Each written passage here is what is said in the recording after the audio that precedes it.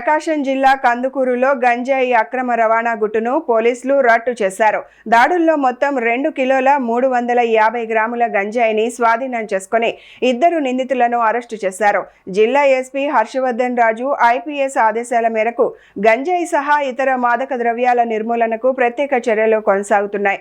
SP ప్రత్యక్ష పర్యవేక్షణలో DSP Balasubrahmanyam ఆధ్వర్యంలో ఈ ఆపరేషన్ నిర్వహించారు.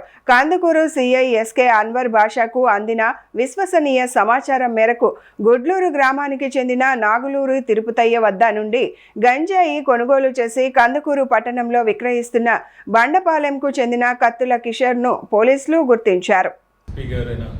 శ్రీ హర్షవర్ధన్ రాజు ఐపీఎస్ గారి యొక్క ఆదేశాల మేరకు మన కందుకూరు టౌన్లో ఎక్కడ కూడా కందుకూరు టౌన్ కానీ సరౌండింగ్ ఏరియాస్ సబ్ డివిజన్లో కూడా ఎక్కడా కూడా గంజాయి సెల్లింగ్ అనేది అలాగే కన్జ్యూమింగ్ లేకుండా చూడాలనేది కందుకూరు పిఏ గారు అన్వర్ భాష, అలాగే కందుకూరు టౌన్ ఎస్ఐ నాగరాజు, అలాగే రోడ్ల ఎస్ఐ బాలకృష్ణ ఈ కంటిన్యూగా ఎఫర్ట్స్ చేస్తా మన దగ్గర ఉన్నటువంటి గంజాయికి సంబంధించినటువంటి ఇన్ఫర్మేషన్ మీద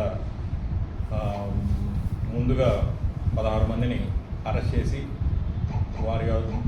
వారి దగ్గర గంజాని స్వాధీనం చేసుకోవడం జరిగింది.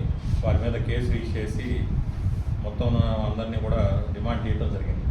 వారు ఇచ్చినటువంటి ఇన్ఫర్మేషన్ మీద మరలా తిరుపతయ్య అనేటువంటి గంజా సెల్లర్ని అరెస్ట్ చేసి అతను కూడా అతని దగ్గర కేజీన్నర గంజాయిని సీజ్ చేసి అతను కూడా డిమాండ్ చేయడం జరిగింది.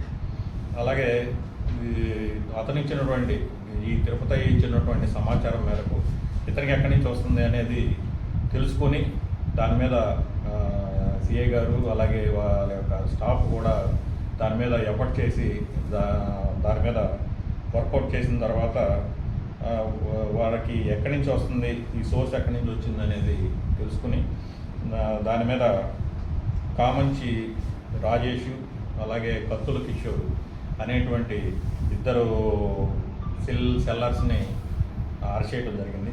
ఇతను కిషోర్ అనే అతను కందుకూరు టౌన్కు సంబంధించినటువంటి వ్యక్తి, అలాగే ఇతను రాజేష్ అనే వ్యక్తి గుడ్లూరు సంబంధించిన వ్యక్తి.